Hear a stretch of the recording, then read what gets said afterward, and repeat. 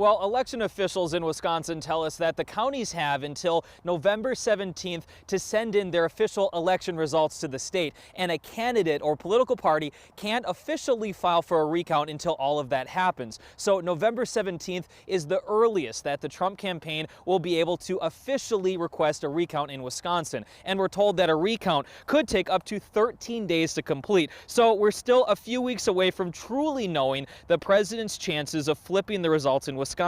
We're also getting some new information about the absentee ballot situation here in Minnesota. You may remember that Trump wanted all late arriving ballots to be thrown out and not counted. Secretary of State Steve Simon says here in Minnesota, about 11,000 ballots arrived after Election Day, a much lower number than he expected. It was a team effort in letting everyone know after that court ruling just 5 days before the election, hey, the rules have suddenly changed because of a federal court order. Please, please, please don't mail your ballot in. And it looks like the overwhelming majority of people who had absentee ballots out took that advice.